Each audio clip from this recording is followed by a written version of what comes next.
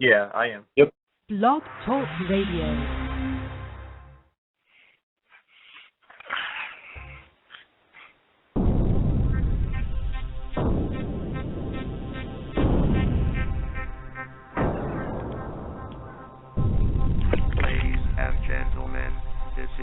We have a problem. I would like to introduce Bigfoots Pad Paranormal Investigations Team.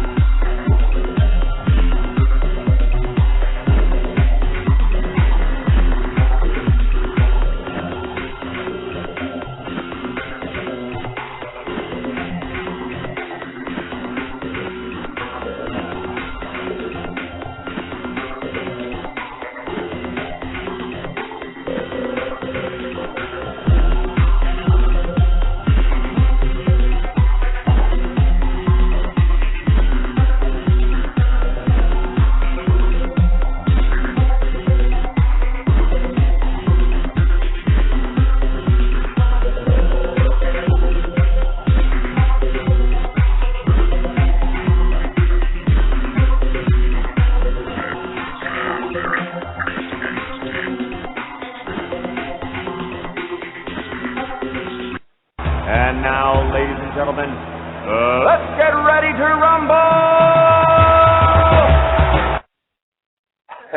And welcome to another edition of Bigfoots Pad Paranormal Radio. On the lines with me today, I have the whole entire BFP panel, including Tim, also known as King Ray, me, King Sax, then we have Nick, also known as the incredible, magnificent Mothman Warrior 1.0, and Brent, also known as the incredibly Archangel.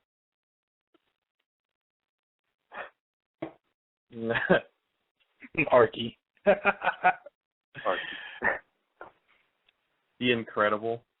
Incredible Archangel. Yeah. Cool. So, you guys want to before start? we get the show, what's that? So you want to start with the news? Yep. I have a couple of news stories and some team news before we get started with the actual topic of today's show, which is the Mongolian Death Worm. Here's my first story. San Jose, a woman from Pessac in the Bordeaux region of France recently received an utterly insane phone bill. After she terminated a contract with her telephone company, the Bourgeois Telecom, I think you say that, San Jose was told that she would have to pay a cancellation fee. The exact amount would be sent in a final bill to her home late September, the company said. The bill she received was a mind-blowing $15 quadrillion. According to a representative, the Bourgeois, I keep messing that up, telecom, initially insisted the amount, which was nearly 6,000 times larger than France's GDP, would automatically be withdrawn from her bank account. A few undoubtedly stressful conversations with customer service, the phone company said that she'd only be billed for 117 euros. According to an official attributed with the company, it was a printing error, I guess. What would you do, Brent, with a 15 quadrillion phone bill? I don't know. That would be scary, seeing something like that. Who would you tell? He said it's 6 times larger than the gross domestic product of the whole country of France. It's more money than the United States has in their whole treasury. Yeah. And it's going to be withdrawn from your bank account. I can just imagine the overdraft fees with that bill. Oh yeah, I would. You just consider your life over with that type of debt right there. That's when you go down to the welfare office and get a fake Social Security and start a new life. Oh, you go ask Juan Don Guido where to get a... Yep. A huge geoglyph in the shape of an elk or deer has been discovered in Russia, and it may provide Peru's famous Nazca Lines by thousands of years, or predates. The animal-shaped stone structure located near Lake Zurakul in the Ural Mountains north of Kazakhstan has an elongated muzzle, 4 legs, and 2 antlers. A historical Google Earth satellite image from 2007 shows what may be a tail, but this is less clear in more recent imagery. Excluding the possible tail, the animal stretches about 900 feet at its farthest point, and researchers estimate equivalent to 2 American football fields. The figure faces north and would have been visible from a nearby ridge.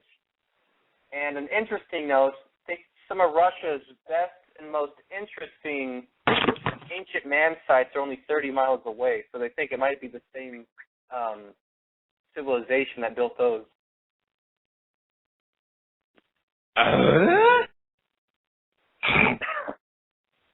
You didn't time it right. You have to wait till I talk, and then you have to interrupt me with it. There's still time, Nick. You can always do it later. There's still time. Okay, I'll get interrupted again. But what do you think, Brent?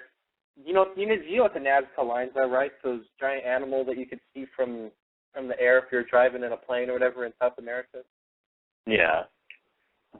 Yeah, well, apparently, like the story was saying, they found some in Russia. The most famous one was that big deer I was just telling you about. Big deer. I have yet to see those.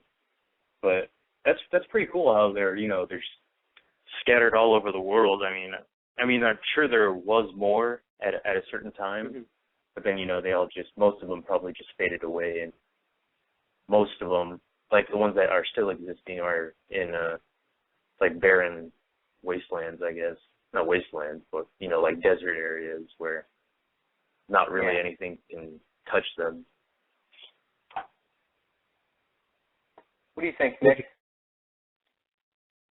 Well, I think it's pretty interesting to see how we're uncovering more ancient sites and the artifacts that accompany those with the use of satellite technology and aerial photography, because for a long time, archaeologists have been saying that we would not have any more great discoveries because the world has been, colonized and settled by humans across the globe on 6 out of the 7. Well, there actually are people even in Antarctica. There we go. That's what I'm talking about. But if you count the scientists in the camps down in Antarctica, there are people on all 7 continents. So scientists have been saying, well, we're everywhere and we've explored everything, so we're not going to find any other cool stuff. But they've been proven totally wrong in the past year with this discovery and with a discovery of some ancient Mayan ruins in the jungles of the Amazon, which were discovered by satellite photography. So it's just going to be interesting to see. Skull Nick that an old lady's going to be working for. Another crook will find it and swindle people for 50 years. But like I said, I think the bottom line is just I'm really excited to see what other types of things might be found in the next 10, 20, 30 years or so with the use of new technology And it really just makes me, as a paranormal investigator, want to keep pushing. Because when we do things and look for things like Sasquatch and UFOs and whatnot, people tell us, oh, there's no Sasquatch bodies, so there can't be a Sasquatch, and you have the noisy, nasty negativists, as Stan Friedman says out there, who try to stop you. But with new things being discovered all the time, when people said there would never be anything else discovered, there comes motivation from that to keep doing what we do. True.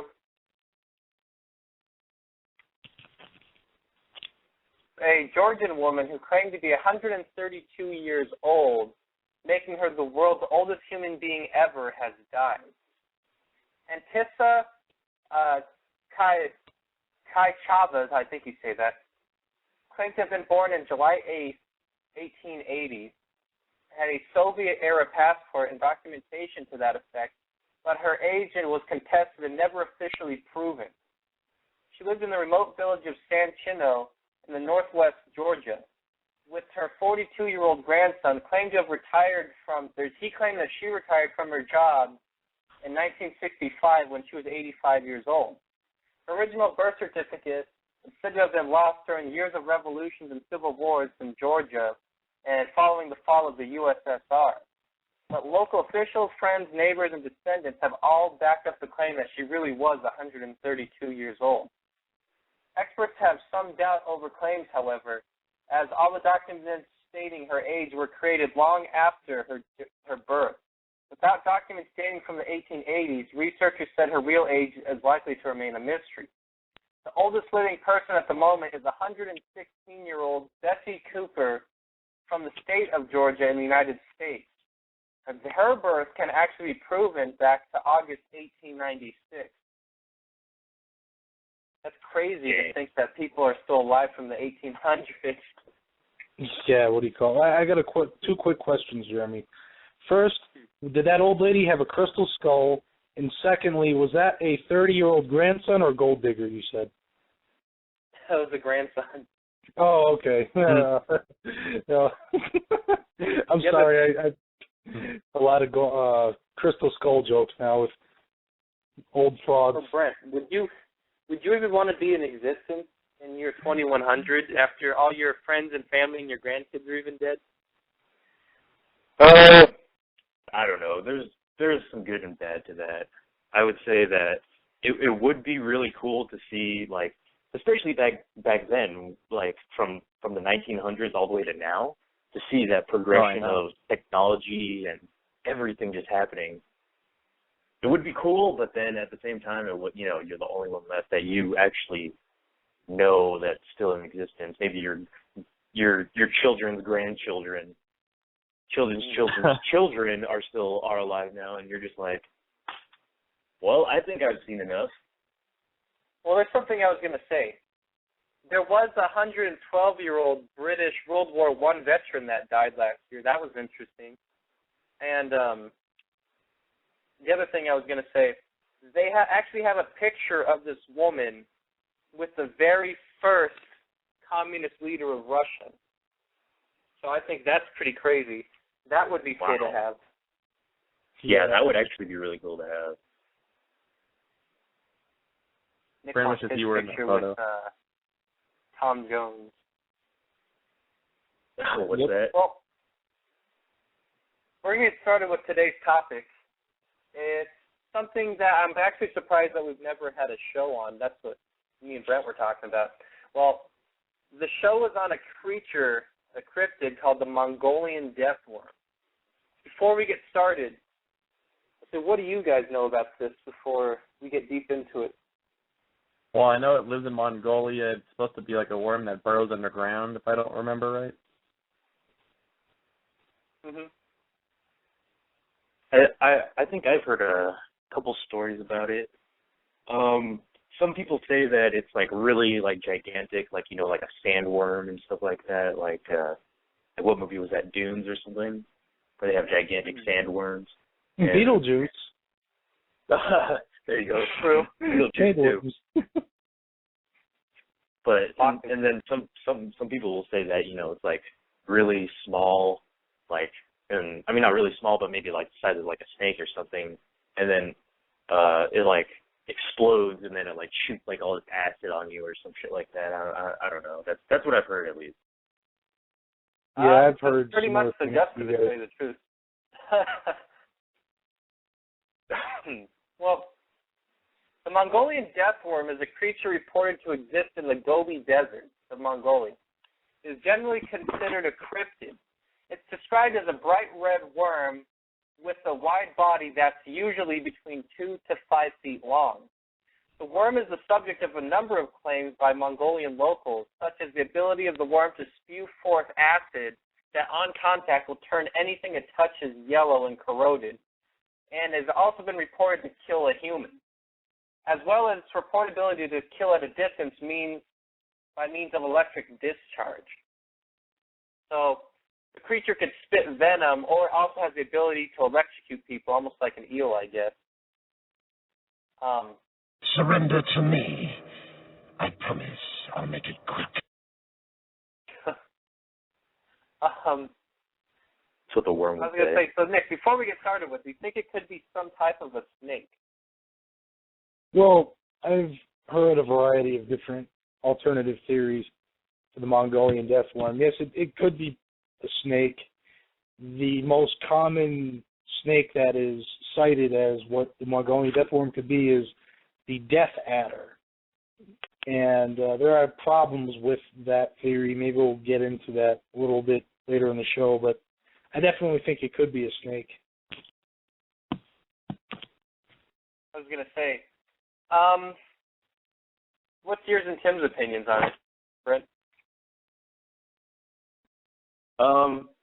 For me, I would think that it could be like some kind of undiscovered sandworm out there. I mean, there have been reports and actual pictures of worms that are like, 6 feet long and stuff like that? Yeah. Like ridiculous size. So I wouldn't think that, I mean, it's not like anyone actually went out there into the Gobi Desert and actually tried to dig and look for, worms, big worms. So I think there could be something out there that is worm-like. Well, there was researchers that actually went out there to look for it, but no one's actually got photos of it yet. Mhm. Well, for you. I kind of agree with Brent. It's possibly like some sort of a worm, or like you said, and if it's not a worm, next possibility is some sort of a snake, maybe. Mhm. That's what I think.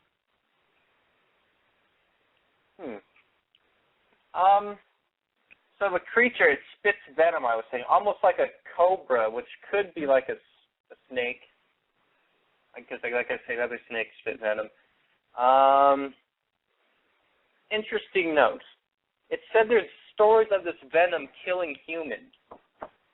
And they said it's a corrosive type of venom, which means that it would basically melt away your skin or your flesh if this hit you or it came in contact with you.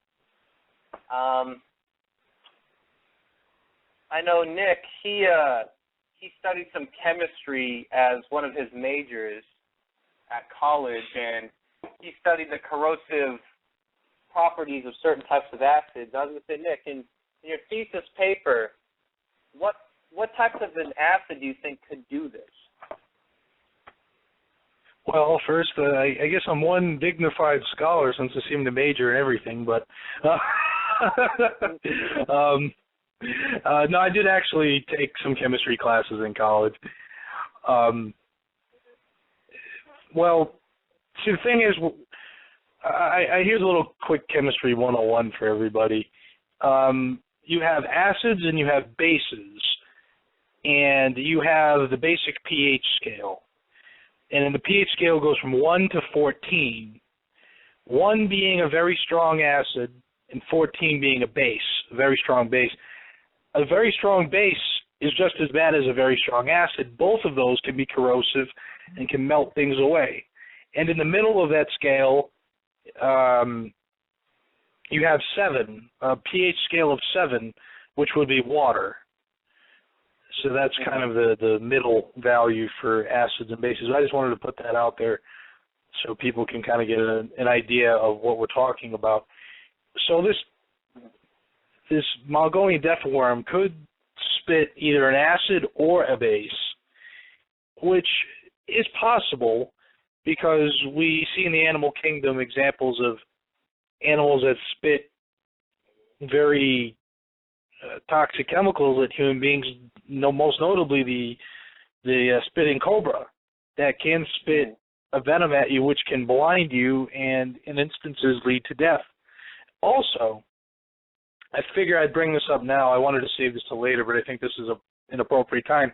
In Idaho recently, there was a discovery of a 3-foot-long worm in a farm field that spits some type of very weak acid at people if you try to take it out of its hole. Did you guys know about that?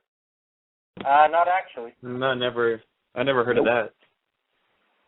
Well, I think it was last year or this year, some people went out to Idaho to investigate these claims of a 3 to 4 foot long worm that spits at people, a spitting worm, and people were very skeptical about it, of course, but when they went out to do the research, they did come across a hole in the ground with one of these worms in it, and the worm spit at them when they tried to pull the worm out of the hole. That sounds very similar to the Mongolian Death Worm, a 3 to 4 foot long worm that spits. Now, the worm in Idaho is pink in color and doesn't red or pink. It doesn't really resemble the Mongolian Death Worm in terms of how it looks, but the physical characteristics and behavior of the worm in Idaho is similar to the Mongolian Death Worm. So there is definitely there's the scientific possibility that a large worm that spits venom at people, exists, because we already have found one in Idaho. I know that's very true. Since the story, like you were saying, well, I was going to say, Nick, I know you said that you took your chemistry class, your chemistry major. Yeah, I know you said that you were going to be like a biologist or something. So yeah, I was telling our my listeners about that. Yeah. Well, actually, I did major in many things in college. I went on a major merry-go-round. I jumped from one major to the next, and I took many different classes from many different disciplines. So, yeah, I guess King Sassy does have he can call on me if he needs to. Primatology and all that to try to look at Bigfoot and cryptids and things like that. So I was trying to tell our audience. Oh yeah, I took that. I took so many different. I wrote a paper in college, and I got an A+ on it about brainwashing and how the media brainwashes people. So maybe we'll share that sometime. But well, on to my next note. The worm is said to resemble a cow's intestine. It's reported to be red in color and is sometimes described as having darker spots or darker blotches. Sometimes it's said to have spiked projections on both ends. The worms are said, like I said earlier, to be 2 to 5 feet long, which isn't out of the question, and thick-bodied. They're believed to be somewhat of a land dweller. They look like a bobbit worm. I don't know what a bobbit worm is. Do you guys? No. Yeah. No. And something I was kind of curious about. What are those weird? It said that there's projections on both ends. Some people say there. Do you think that could be like male from female or something? Yeah. Well, I guess it would be like I guess projections would be like spikes maybe, like little horns on them or something. Yeah. Well, I don't know if you guys have ever seen one of these, but growing up on the East Coast, I was in the woods a lot, and I saw many different types of animals. And I've seen giant centipedes or millipedes out in the woods that are maybe the length of a grown man's hand, like 5-6 inches long. And these things have like antenna-like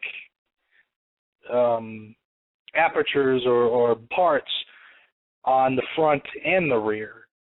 So that's not something that's unfounded in nature. Well, I know that, like you said, that's not out of the ordinary to have weird types of attributes to beings. Like I know the popular one that we always talk about is, we've met people that have like really strange long fingers or weird eyes and things like that. Yeah. Like it's not out of the question, you know. Yeah, definitely. Yeah. Well, the Mongolian Prime Minister, they have to do this to me, Dam Dinbazar, who in 1922 described the worm, he says, it's shaped like a sausage, about 2 feet long. It has no head, no legs, and is so poisonous that merely to touch it means instant death. It lives in the most desolate parts of the Gobi Desert. And this was the Prime Minister saying this. It wasn't just some random guy. That's what I find really crazy about that. Yeah, that's something to take note of. Something you will take note of. So, like I said, they basically be like Obama himself talking about saying he's seen a Bigfoot or something, which I don't think would ever happen. Yeah. That's pretty remarkable, though. Mm-hmm. Well, I did hear you let Shaquille O'Neal into the White House one time. Oh, God. Hey, you saw Bigfoot.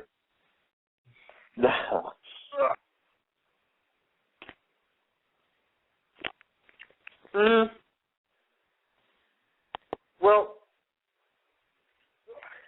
my next thing I was going to say, well, we are going to go on a quick commercial break, and when we get back, we're going to continue with the Mongolian Death Worm, and you're listening to BFP Radio. I know Cool, and Cool's teaming up with a good balanced breakfast. Teaming up with Mr. T cereal, that's getting on the team that knows how cool breakfast can be. You get a crispy corn taste with a touch of brown sugar. Teaming up with Mr. T. It's Cool. Teaming up with Mr. T, golden sweet crispy teas. One bite and you're gonna be eating with a team that's teaming up with Mr. T. It's Cool. Teaming up with Mr. T. I love Baco, it's rich in chocolate tea. Chocolate flavored Baco is mighty good for me. Mama puts it in my milk for extra energy. Baco gives me iron and sunshine vitamin D. Oh, I love Baco, that's the drink for me.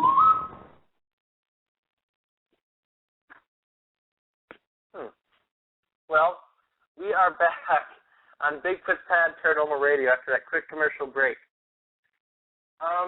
We're talking about Jeremy? the Mongolian Death. Huh? I have one. I have to do a quick fact check on the Bosco commercial. Everybody, it is an outrage. Bosco does not have vitamin D or iron in its mix anymore. They changed the recipe since World War II. Because I bought a bottle of Bosco and I read the ingredients. It's not on the back. I just wanted to throw that out there. Well, anyways, I was saying we're talking about the Mongolian Death Worm on our show today. And this creature is a burrowing type of snake worm-like creature. It lives in the remote regions of the Gobi Desert and can be attributed to a number of human deaths and weird sightings across the countryside. Well, continuing on, in 1932, Andrews, who's a researcher, published this information in a book called The New Conquest of Central Asia, and he wrote, it's reported to live in the most arid and sandy regions of the western Gobi. He said that he personally didn't believe that the animal was real. Nick, you were talking earlier. Do you think that this is related to some of those weird sand snakes you said that are in the Sahara Desert? Yes. It could either be a snake or it could possibly be a type of lizard that has no legs and no feet. It's not a snake. It looks like a snake, but it's not a snake. It's a lizard. I forgot what the name of the lizard is, but it's a legless lizard. So it could be that too, because that burrows in sands. And here's why I think the Mongolian Death Worm is probably not a worm. Worms need a great deal of moisture to survive. Every worm that we know of needs moisture to survive. The Gobi Desert is one of the driest places on Earth, so there's a problem there if a worm were to try to survive in that region. Now, there could also be another possibility that just popped into my mind. Perhaps the Mongolian Death Worm is a type of centipede or millipede.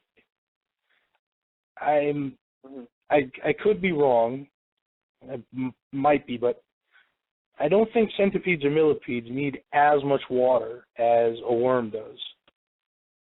I mean, I've picked up centipedes, millipedes, and worms in my life, and a centipede has an exoskeleton which traps the moisture and the insides inside a hard shell-like casing, while a worm is just basically it's mostly water.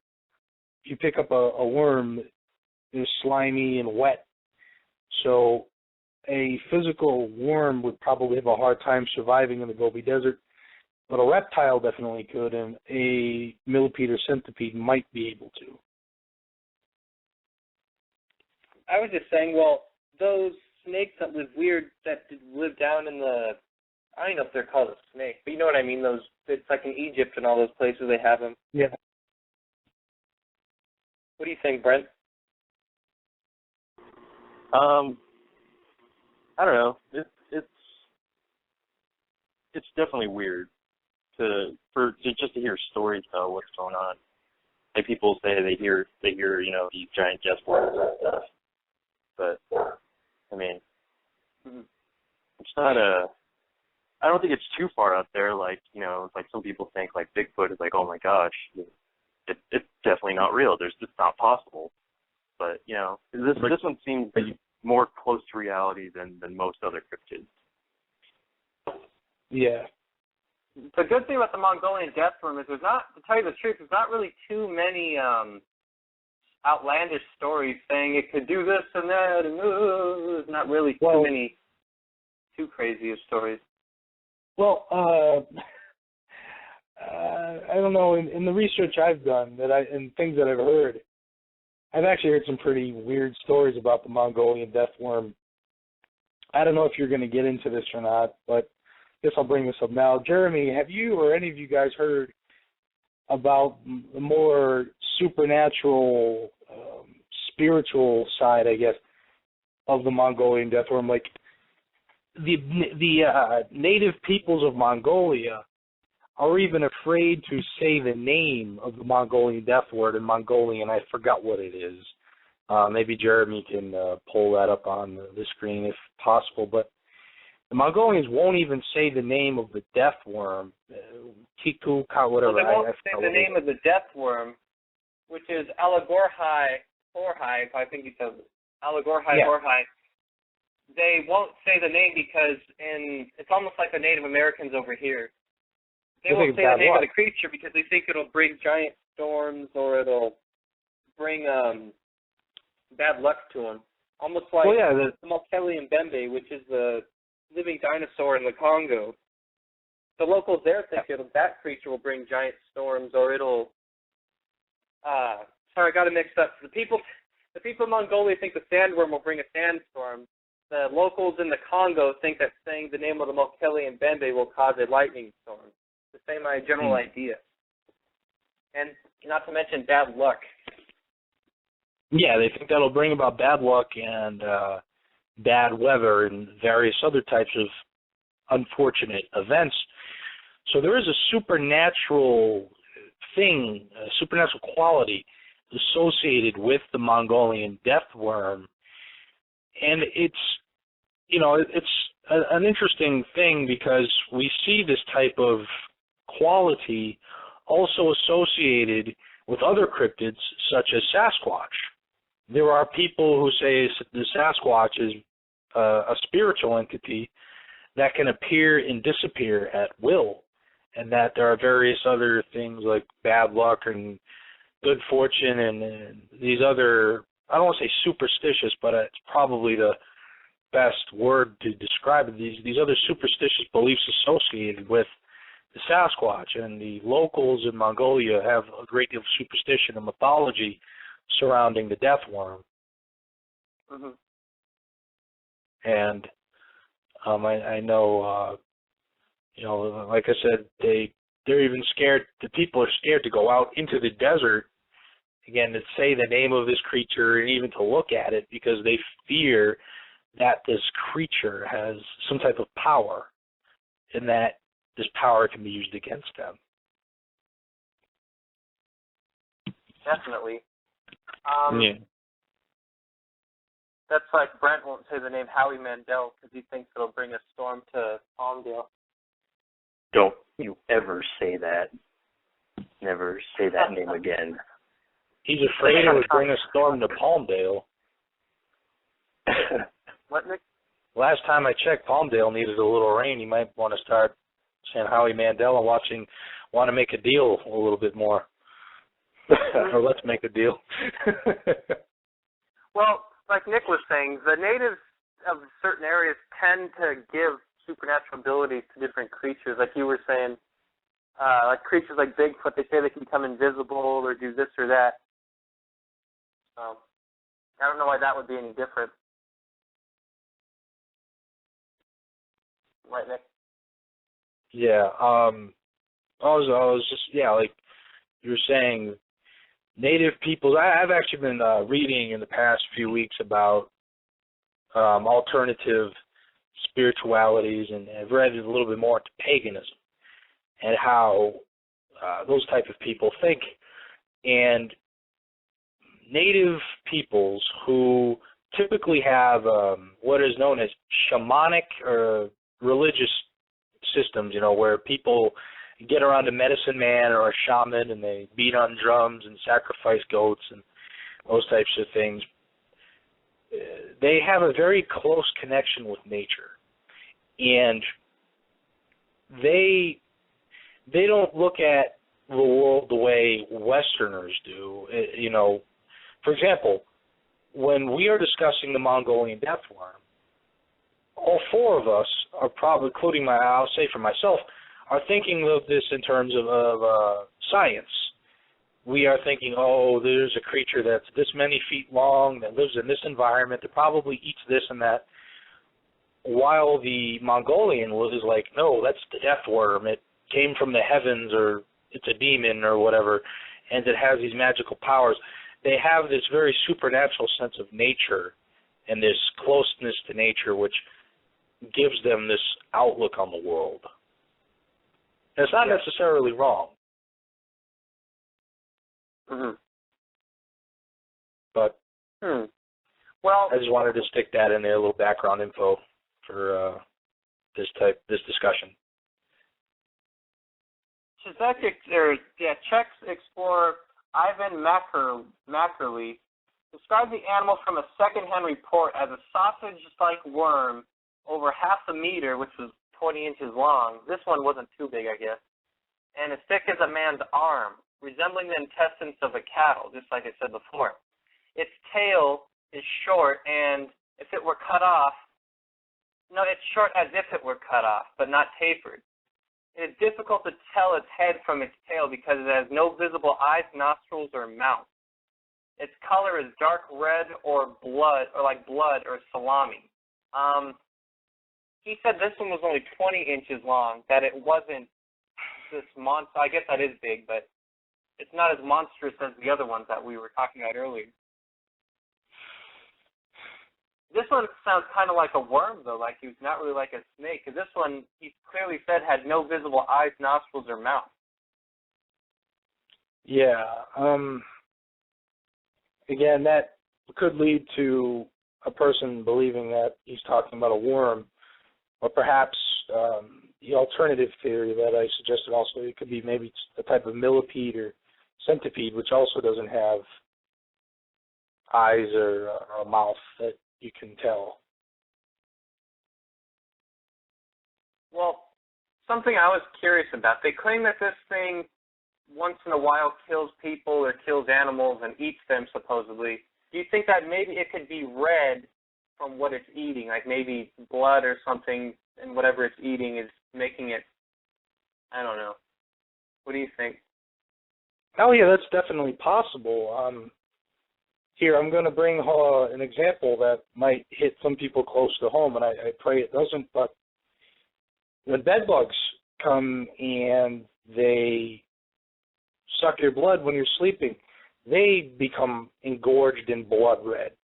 So their color depends on how much blood they've had.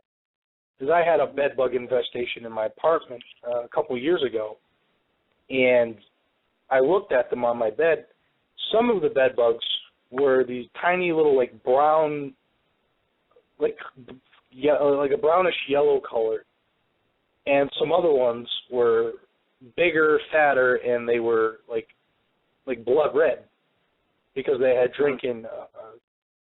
Well, it wasn't my blood; they had drinking my girlfriend's blood. She warned me before because she was house sitting for me and whatnot. But I dared not sleep on that mattress after they bit her. So they had her blood in them, and their color changes depending on how much blood they've drinking. So if these worms drink blood, they could change from one color to another depending on how much they've drinking as well. You agree, Brent? Yeah, I agree with that. That sounds about something that would go along the lines with the Mongolian Death Worm. Or it could be like, if it's not eating blood, it could be, the type of clay or soil that, like some worms, they eat dirt. So, it could be the soil or something that it likes to eat. Maybe like a red clay or something. Yeah. I was going to say, unless, like Brent was saying, the dirt in that general area is that color. Yeah, it could have evolved its skin color to match the dirt around it to give it camouflage. There's a lot of different possibilities, but there is the old saying, we are what we eat, so maybe that applies to bugs as well, or worms. That could apply to Mike, Brent, if you think about it. It's the word that comes to mind.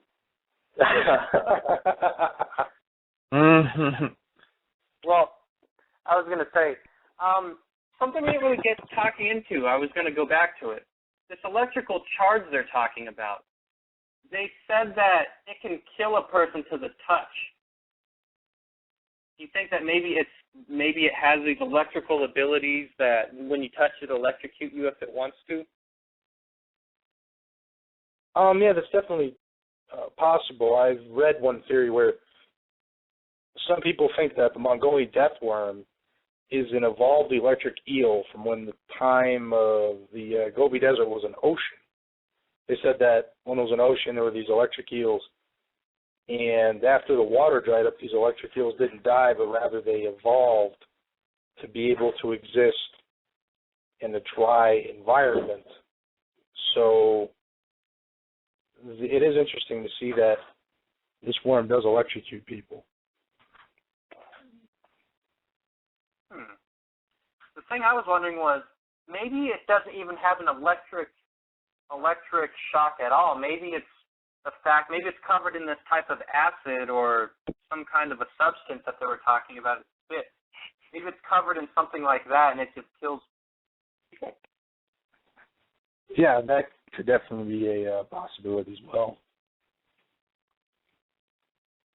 Well, the Mongolians say that the worm can kill at a distance, either by spraying a venom at its predators, or by some locals say it could shoot an electric discharge. They say the worm lives underground, hibernating most of the year except for when it becomes active in June and July, which is when it starts raining. It's reported that this animal is mostly seen on the surface when it rains and the ground is wet. Otherwise, it burrows deep underground where moisture is present in the soil. And I said the creature comes out when the ground was wet with fresh rain. Makes me personally think that this could be a real creature because it doesn't sound like it's anything extraordinary as far as it comes up to attack and things like that. Well, here's another example that Jeremy and Tim might be able to relate to. This creature could be a worm because you guys know, I don't know if you've ever noticed this. This is kind of something, a tiny little thing that most people pass by. But after it rains here in Vegas, if you're walking down the sidewalk, there are hundreds of worms along the sidewalk to soak up the water that's on the concrete. You guys ever notice that? Yeah. Yeah. There's hundreds of worms on the sidewalk after it rains out here in Vegas. And when the rain's not here, they burrow underground to stay out of the sun and to keep cool and to keep as moist as they can. So perhaps this Mongolian death worm does the same thing as the worms here in Vegas. Well, Brent will go on the sidewalk and soak up the drops of fruit stand that we dropped on the ground when we drink those. Sometimes. It turns to skin red. So then do we soak up the refreshy cola that we spill? Yep. Okay. The Mongolians also believe that touching any part of the worm will cause instant death. This goes along with what I was saying earlier. Its venom supposedly corrodes metal, and folklore says that it's colored yellow. The worm is also said to have a preference for local parasitic plants such as the goyo plant. Like Brent was saying, they do eat dirt and plants. Regular worms usually do. That sounds good to me. And it says, if it shoots yellow acid, could this be a form of bile, you think? Yeah, it could be. And possibly because it's such a large creature, it's just there's so much of it, it's corrosive. Yeah, that's open for discussion. It's debatable. I know of animals that I think it's birds. There are certain types of birds that will spit bile at you in order to scare you away, and it like spits it in your eyes to gross you out and to burn your eyes. So that is also in the animal kingdom. So the Mongolian death worm may do the same. Some depictions of the Mongolian death worm show that it has a mouth with some type of teeth in it, like hundreds of little teeth. Other pictures don't show anything. You guys ever think maybe that the acid doesn't harm people, or it's not, like maybe it's not harmful to people, and people just say it is?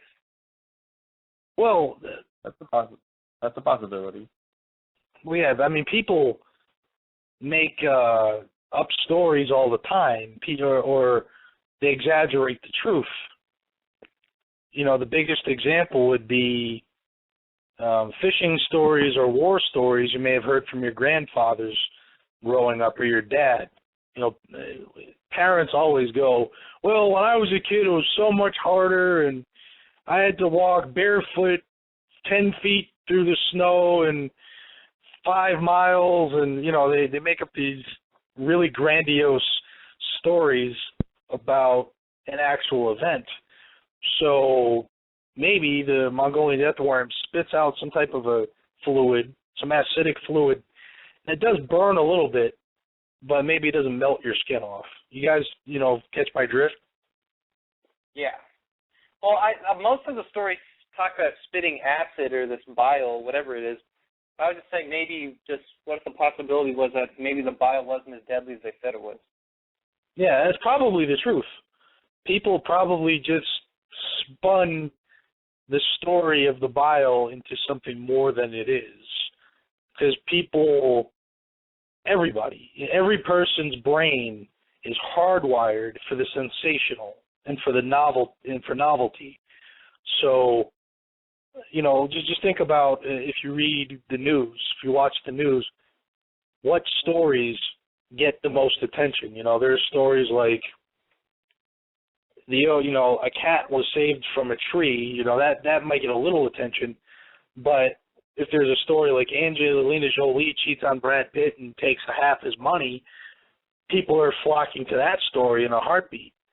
So people just like things that are dramatic, and they will twist stories out of, they'll warp the truth in order to make the story more interesting. Well, I have two more things I was going to bring up.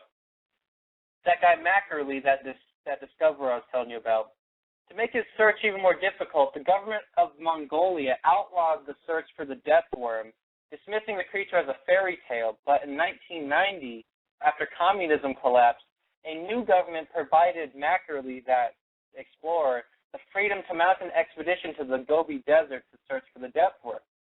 After collecting many eyewitness reports of the worm, the government could be real and reinstated explorers to go look for it.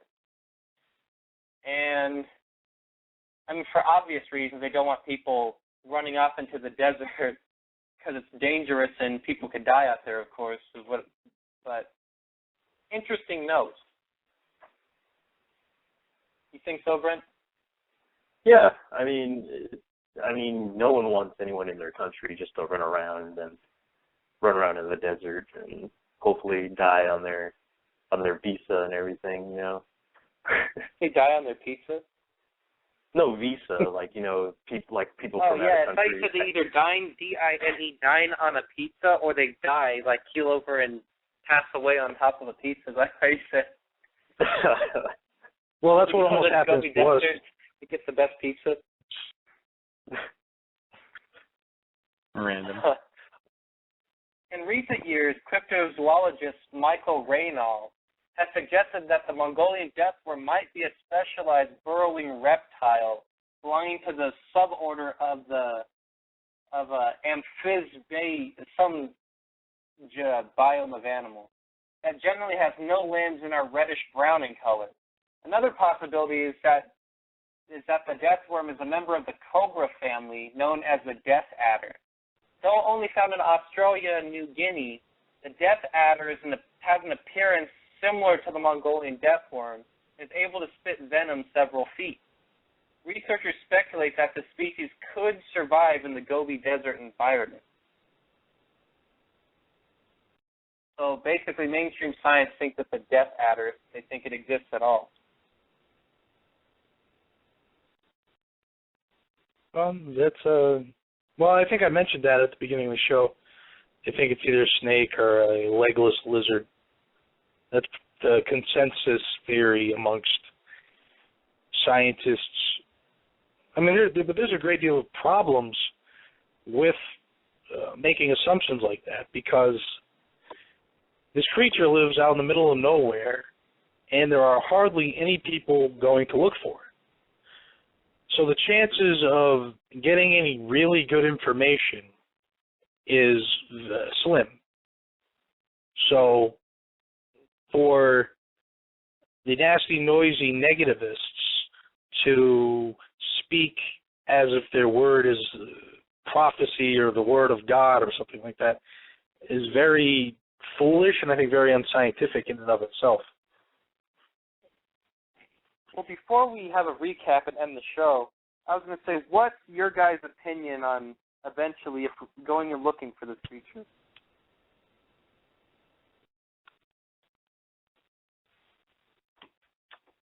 What was the question? What was the question, Jeremy? What's your guys' opinions on going and looking for this creature? For me, I think it would be really interesting to go to, especially Mongolia. I heard they have a lot of good food out there. It would be really fun to go, just go explore out in the desert, Good really pizza. deep in the desert. Yeah, good pizza. We could get ravaged by some hordes of Hun. Yeah. But no, seriously, that sounds like it'd be interesting to look for, although if I really did see a death worm, I don't know how close I would get to it if it really does spit venom that could kill people. Well, yeah, I think we should go look for it. I mean, again, this will be in the far future when all of us have a great deal more money and time, but I think it would definitely be a worthwhile endeavor to partake in. Well, me, Tim, and Brent, usually we find a way to go wherever we plan. Whether it's one way or another. Payday loans or mortgage the house or take out a title loan on a couple cars, we'll do it. Yeah. Anyways, can you do a quick recap on what we've talked about today, Tim, before we end the show?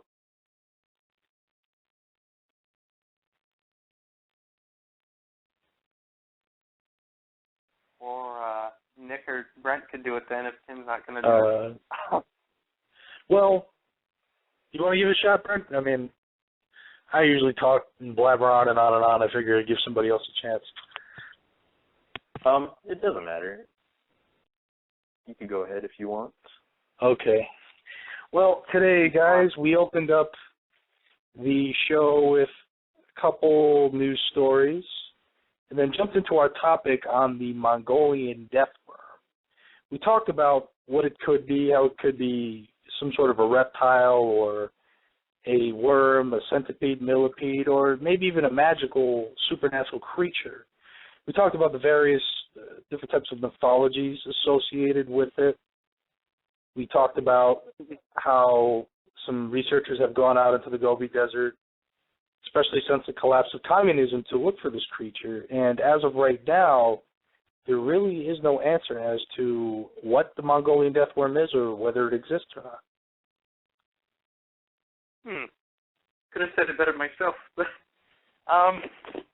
Again, everybody, I'd like to thank my co-hosts and for doing the show with me and anybody else that was listening or contributed to the show.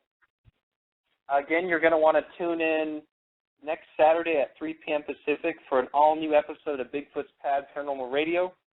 And all of us are going to be back on it next week. And I guess we'll all end the show a couple minutes early today. Again, thanks for listening, everybody. Yeah, thanks, guys.